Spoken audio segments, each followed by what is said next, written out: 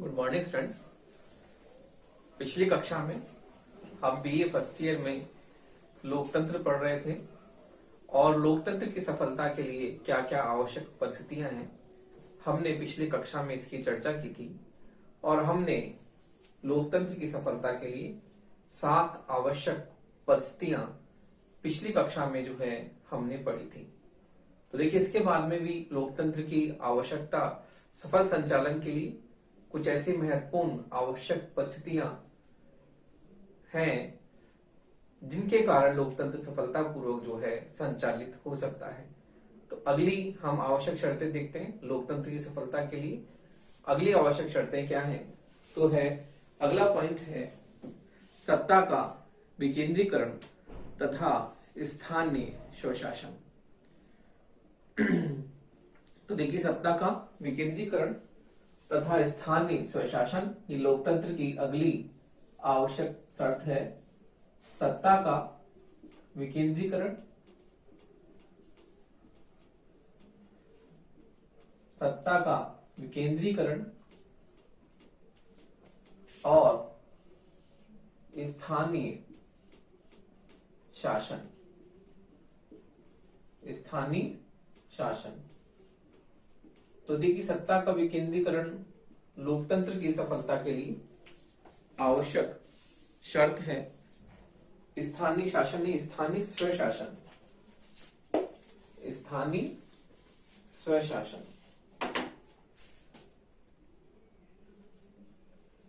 स्थानीय स्वशासन। तो देखिए, अधिनायक तंत्र का आधार, अधिनायक तंत्र का आधार केंद्रीकरण है। अधिनायक तंत्र का आधार केंद्रीकरण है, केंद्रीकरण है। उसके विपरीत, उसके विपरीत लोकतंत्र का आधार, उसके विपरीत लोकतंत्र का आधार विकेंद्रीकरण है। उसके विपरीत लोकतंत्र का आधार विकेंद्रीकरण, विकेंद्रीकरण है। तो देखिए, अधिनायक तंत्र में हम देखते हैं कि सत्ता किसी एक व्यक्ति के हाथ में रहती है या किसी वर्ग विशेष के हाथ में रहती है, वर्ग समूह के हाथ में रहती है। जबकि लोकतंत्र में हम देखते हैं कि लोकतांत्रिक शासन व्यवस्था में सत्ता एक व्यक्ति के हाथों में या एक वर्ग समूह के हाथों में न रहकर सत्ता जो होती है जन समूह में केंद्रित होती है। और हम देखते हैं कि लोकतांत्रिक शासन व्यवस्था में सत्ता का विकेंद्रीकरण होता है। सत्ता ऊपर से लेकर निम्न स्तर तक सत्ता क्या होती है? बटी होती है। जैसे कि लोकतांत्रिक शासन व्यवस्था में हम देखते हैं समय समय पर होने वाले जो इलेक्शंस होते हैं, उनमें इलेक्शंस में हम देखते हैं कि केंद्रीय स्तर के इलेक्शंस होते हैं जिसमें हम केंद्रीय सरकारों को निर्वाचित करते हैं एक निर्वाचक मंडल के द्वारा। उसी प्रकार से राज्य स्तर में भी निर्वाचन होते हैं और उसी प्रकार से स्थानीय स्तर पर पंचायत समितियां, जिला परिषद, जिला प्रमुख, इन सबके पार्षद, इन सबके भी जो विधायक, इन सबके भी चुनाव होते हैं। तो हम देखते हैं कि लोकतांत्रिक शासन व्यवस्था में शासन का आधार क्या है? विकेंद्रीकरण, अर्थात सत्ता ऊपर से लेकर नीचे तक, निम्न स्तर तक सत्ता क्या होती है? बटी होती है। जबकि अधिनायक तंत्र में सत्ता का केंद्रीकरण हमें दिखाई देता है कि सत्ता एक व्यक्ति के हाथ में या एक वर्ग समूह के हाथ में ही सत्ता क्या होती है? उसके हाथों में निहित होती है। जबकि लोकतांत्रिक शासन व्यवस्था में सत्ता विकेंद्रीकृत होती है। सत्ता नीचे से लेकर ऊपर तक जो है हम देखते हैं कि सत्ता के विभिन्न चरण होते हैं और इनमें सत्ता जो होती है पूरी तरह से विकेंद्रीकृत होती है। तो इस प्रकार लोकतांत्रिक शासन व्यवस्था में सत्ता का विकेंद्रीकरण होता है और हम देखते हैं कि जनता जो है सत्ता का विकेंद्रीकरण लोकतंत्र का आधार है और सत्ता का विकेंद्रीकरण होने पर ही सत्ता का विकेंद्रीकरण, सत्ता का विकेंद्रीकरण होने पर ही, सत्ता का विकेंद्रीकरण होने पर ही जनता शासन के कार्यों में, जनता शासन के कार्यों में, जनता शासन के कार्यों में सक्रिय रूप से, शासन के कार्यों में सक्रिय रूप से भाग लेती है।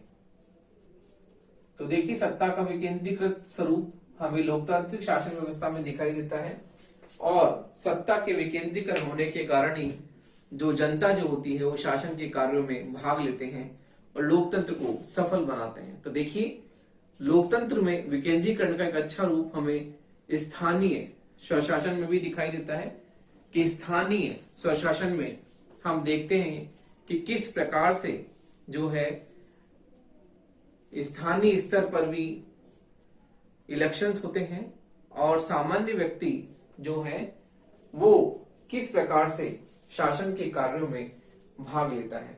और देखिए, लोकतंत्र के स्कूल होते हैं, स्थानीय स्वशासन वाली जो संस्थाएं होती हैं वो लोकतंत्र के स्कूल कहे जाते हैं, और वहां पर किस प्रकार से हम देखते हैं कि व्यक्ति जो है किस प्रकार स्थानीय स्तर पर ही राजनीतिक शिक्षा जो है उसे मिलती है और राजनीति में सक्रिय रूप से भागीदारी निभाते हैं।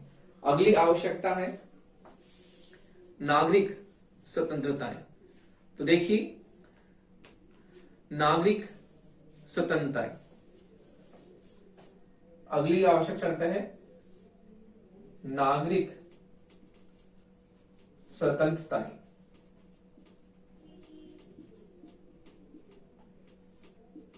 तो देखिए, लोकतंत्र सीमित शासन, लोकतंत्र सीमित शासन पर आधारित होता है, सीमित शासन पर आधारित होता है और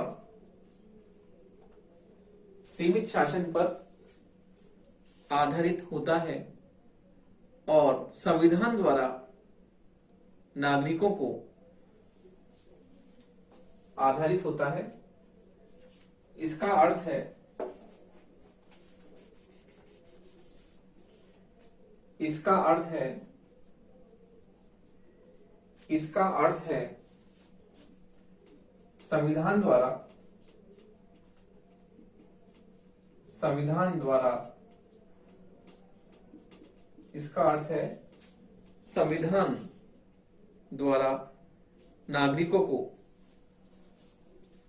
संविधान द्वारा नागरिकों को मौलिक स्वतंत्रताएं, संविधान द्वारा नागरिकों को मौलिक स्वतंत्रताएं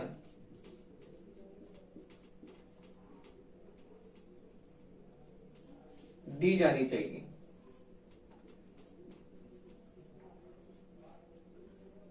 संविधान द्वारा नागरिकों को मौलिक स्वतंत्रता दी जानी चाहिए और इन स्वतंत्रताओं की रक्षा का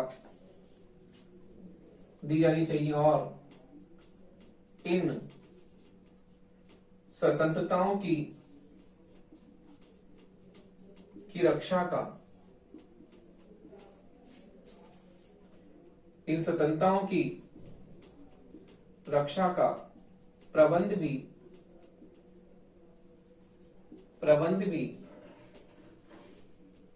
करना चाहिए। तो देखिए, संविधान द्वारा नागरिकों को मौलिक स्वतंत्रताएं दी जानी चाहिए और स्वतंत्रताओं का रक्षा का प्रबंधन भी किया जाना चाहिए। तो इस प्रकार से हम देखते हैं कि नागरिक स्वतंत्रताएं व्यक्तियों को प्राप्त होती है और व्यक्ति किस प्रकार से स्वतंत्र रूप से अपने विचार प्रकट करता है, संगठन बनाने की शक्ति, सभा करने की शक्ति अपने विचारों को अभिव्यक्त करने की शक्ति उसे प्राप्त होती है।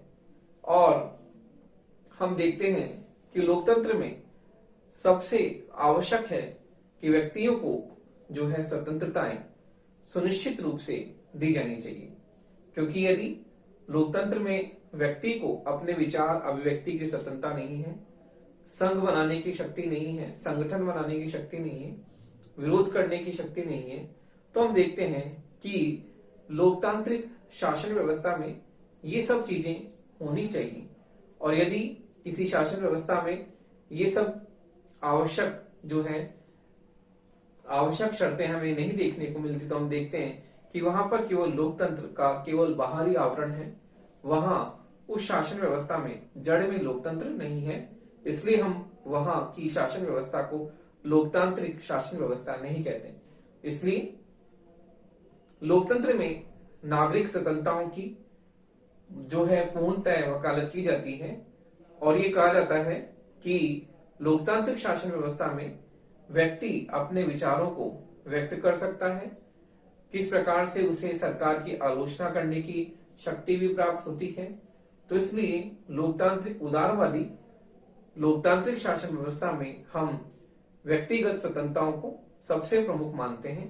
तो देखिए, इसलिए नागरिक स्वतंत्रताओं की बात हम लोकतांत्रिक शासन व्यवस्था में करते हैं। अगला है लिखित संविधान तथा लोकतांत्रिक परंपराएं। तो देखिए, लिखित संविधान तथा लोकतांत्रिक परंपराएं। लिखित संविधान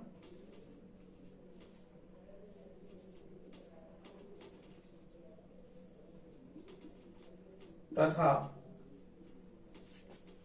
लोकतांत्रिक लिखित संविधान तथा लोकतांत्रिक परंपराएं। देखिए, लिखित संविधान का अर्थ है लिखित संविधान का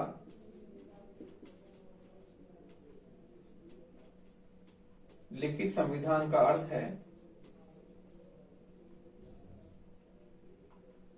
लिखित संविधान का अर्थ है कि संविधान की भाषा बहुत स्पष्ट होनी चाहिए।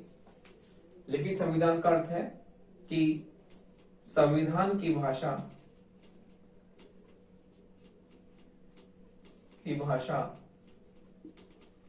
बहुत स्पष्ट होनी चाहिए।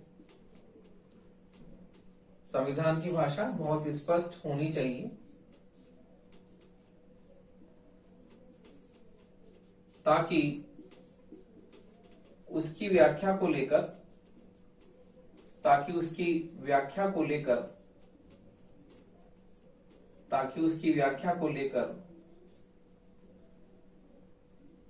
कोई विवाद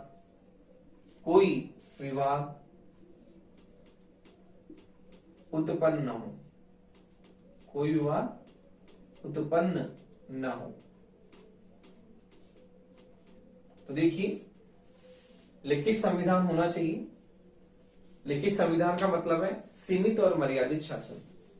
जिस प्रकार से हम अधिनायक तंत्र में देखते हैं कि वहां पर संविधान जो लिखित रूप में नहीं होता है, और किस प्रकार यदि लिखित रूप में भी हो तो भी हम देखते हैं कि शासन जो होता है वो मनमाने तरीके से होता है। शासन असीमित और अमर्यादित होता है। शासन पर किसी भी तरह का कोई अंकुश नहीं होता। शासन पर किसी भी तरह का कोई नियंत्रण स्थापित नहीं किया जा सकता। जबकि लोकतांत्रिक शासन व्यवस्था में हम देखते हैं कि संविधान लिखित होना चाहिए और लोकतांत्रिक जो परंपराएं हैं वो होनी चाहिए। तो इस प्रकार हम देखते हैं कि लोकतांत्रिक शासन व्यवस्था में संविधान लिखित होना चाहिए। लिखित होने का मतलब है कि संविधान में जो भी नियम है वो बिल्कुल उसकी भाषा स्पष्ट होनी चाहिए ताकि उसकी व्याख्या को लेकर कोई भी विवाद उत्पन्न न हो। तो हम देखते हैं कि लोकतांत्रिक शासन व्यवस्था में लिखित संविधान की बात हम करते हैं। इसके साथ साथ ही लोकतांत्रिक परंपराएं जो है वो भी जो है इसमें होनी चाहिए। तो देखिए, लोकतांत्रिक परंपराओं में हम देखते हैं कि किस प्रकार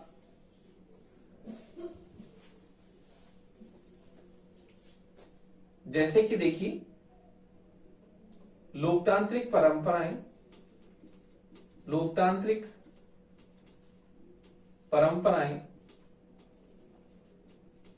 भी लोकतांत्रिक परंपराएं भी आवश्यक है जैसे कि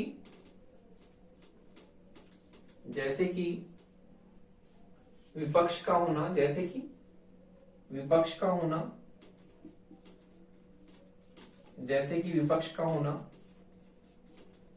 मंत्रिमंडल का निर्माण करना मंत्रिमंडल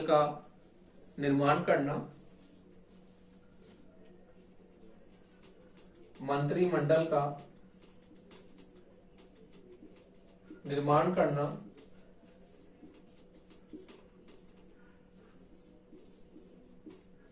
व्यवस्थापिका के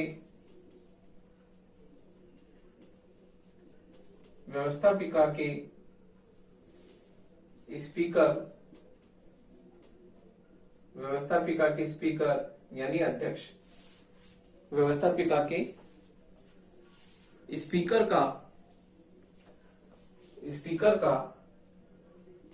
सर्वसम्मति से चुनाव करना आदि। तो देखिए ये लोकतांत्रिक परंपराएं भी हमें वहां पर होनी आवश्यक है ताकि वहां पर लोकतांत्रिक शासन व्यवस्था सफलतापूर्वक जो है संचालित हो सके। जैसे कि लोकतांत्रिक परंपराएं हैं, रचनात्मक विपक्ष का होना, मंत्रिमंडल का निर्माण करना, व्यवस्थापिका के स्पीकर अध्यक्ष का सर्वसम्मति से चुनाव करना आदि। तो इस प्रकार हम देखते हैं कि लिखित संविधान तथा लोकतांत्रिक परंपराएं भी लोकतंत्र की सफलता के लिए आवश्यक शर्त है। अगली शर्त हम देखते हैं। अगली शर्त है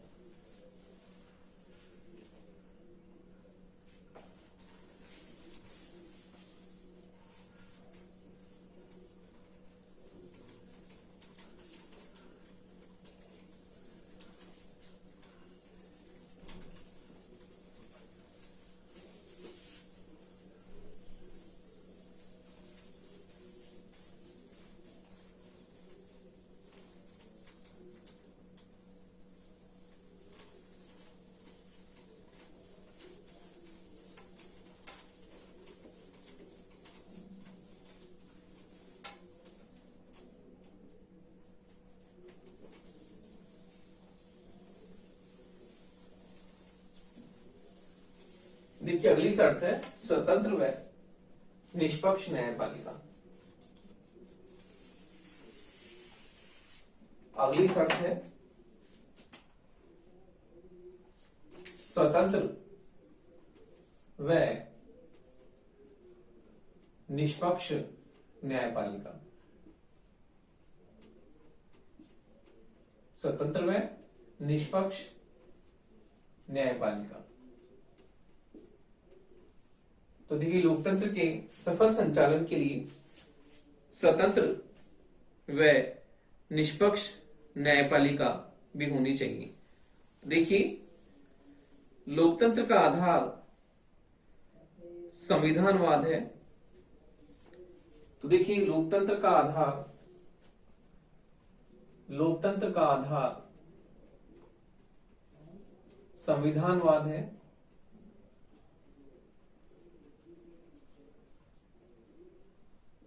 संविधानवाद है जिसमें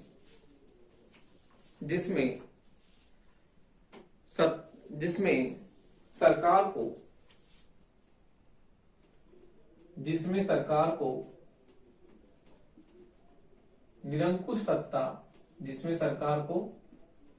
निरंकुश सत्ता प्राप्त नहीं होती। सरकार को निरंकुश सत्ता प्राप्त नहीं होती। तो देखिए, लोकतंत्र का आधार संविधानवाद है और हम देखते हैं कि इसमें सरकार को निरंकुश सत्ता प्राप्त नहीं होती। और हम देखते हैं कि लोकतंत्र की सफलता के लिए संवैधानिक मर्यादा में सीमाओं को स्वीकारना, तो निरंकुश सत्ता प्राप्त नहीं होती। और लोकतांत्रिक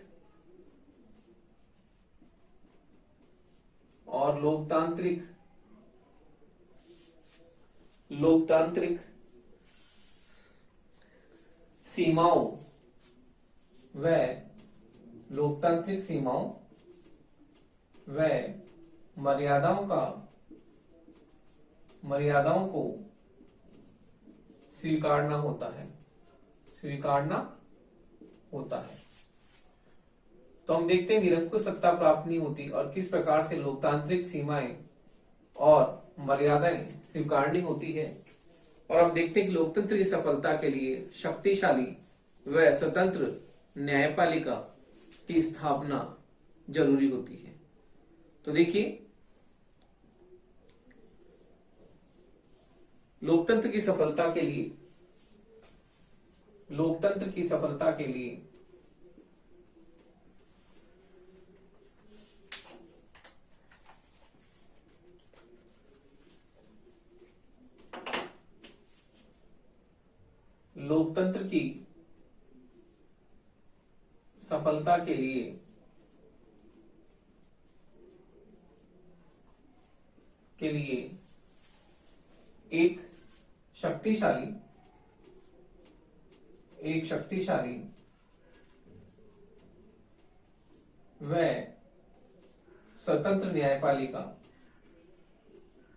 एक शक्तिशाली व स्वतंत्र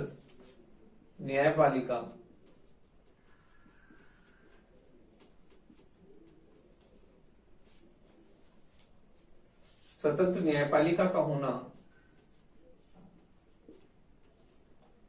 नितांत आवश्यक है। तो देखिए, एक स्वतंत्र न्यायपालिका किस प्रकार से अपने न्याय को स्वतंत्र रूप से जो है प्रदान करेगी जनता को, और कार्यपालिका को कानूनों को क्रियान्वित करने में वो उसको अत्याचारी बनने से रोकेगी। उसी प्रकार से व्यवस्थापिका जो है कानून निर्माण की शक्ति व्यवस्थापिका को प्राप्त है। तो व्यवस्थापिका अवैध तरीके से जो कानून बनाती है, उन अवैध कानूनों को न्यायपालिका अवैध घोषित कर सकती है। तो देखिए, न्यायपालिका का शक्तिशाली होना बहुत ही जरूरी है। न्यायपालिका शक्तिशाली होगी तभी तो कार्यपालिका और व्यवस्थापिका को अपनी मनमानी करने से वो रोक पाएगी और इन दोनों को शासन पे हावी नहीं होने देगी, शासन पे इनके अत्याचार से शासन को बचाएगी। तो इस प्रकार हम देखते हैं कि लोकतांत्रिक शासन व्यवस्था के सफल संचालन के लिए एक शक्तिशाली व स्वतंत्र न्यायपालिका का होना बहुत ही आवश्यक है।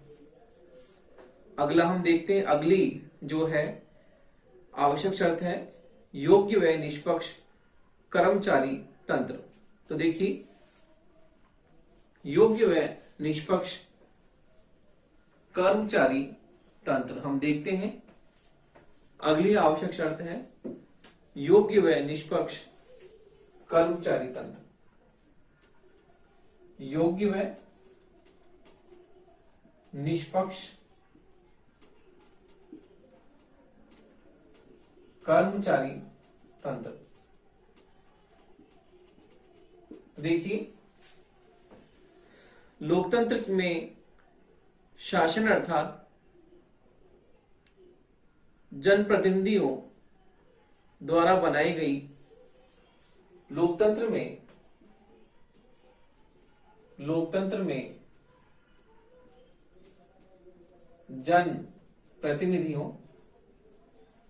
जनप्रतिनिधियों द्वारा बनाई गई, लोकतंत्र में जनप्रतिनिधियों द्वारा बनाई गई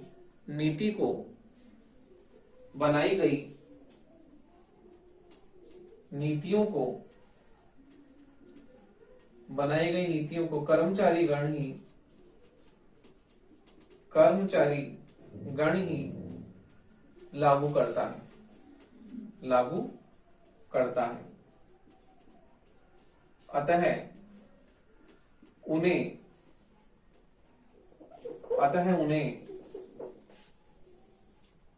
अतः उनका प्रशासनिक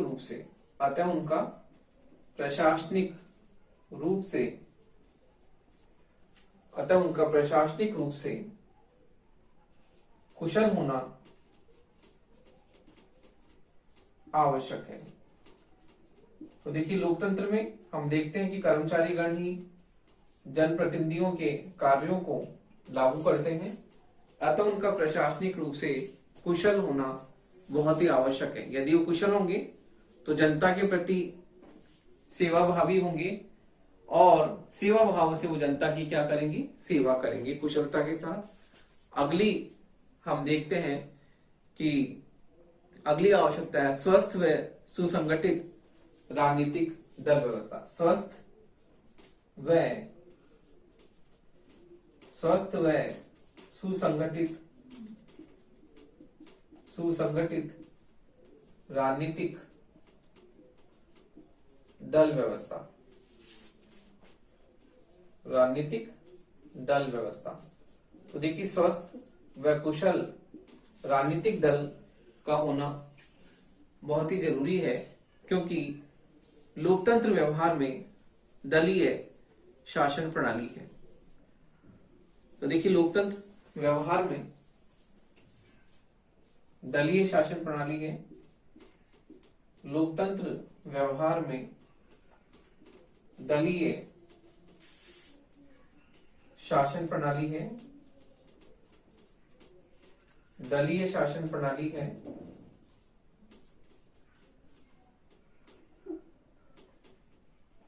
दलीय शासन प्रणाली है। अतः लोकतंत्र की सफलता राजनीतिक दलों की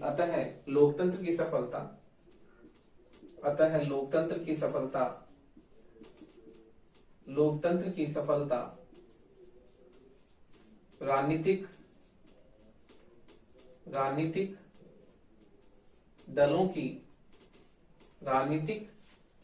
दलों की नीतियों कार्यक्रमों राजनीतिक दलों की नीतियों कार्यक्रमों एवं निष्ठा पर निर्भर करती है। तो देखिए, स्वस्थ व सुसंगठित राजनीतिक दल, क्योंकि लोकतंत्र के पहिए राजनीतिक दल हैं और लोकतांत्रिक शासन व्यवस्था के सफल संचालन के लिए दलीय व्यवस्था का मजबूत होना बहुत ही जरूरी है, क्योंकि दलीय व्यवस्था के कारण ही लोकतंत्र जो है सफल रूप से संचालित होता है। तो देखिए, अगली हम देखते हैं आवश्यकता है योग्य तथा निष्ठावान राजनेता। योग्य तथा निष्ठावान राजनेता। अगला है योग्य तथा निष्ठावान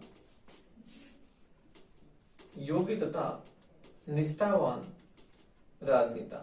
तो देखिए, लोकतंत्र की सफलता के लिए यह भी बहुत आवश्यक है योग्य व निष्ठा से युक्त राजनेता हो, क्योंकि हम देखते हैं कि राष्ट्रीय समस्याओं का समाधान जो है कुशल व योग्य राजनेता ही कर सकते हैं। इसलिए योग्य व कुशल राजनेताओं का होना बहुत ही जरूरी है, क्योंकि राष्ट्रीय समस्याओं का समाधान जो है इन्हीं के द्वारा हल किया जाता है।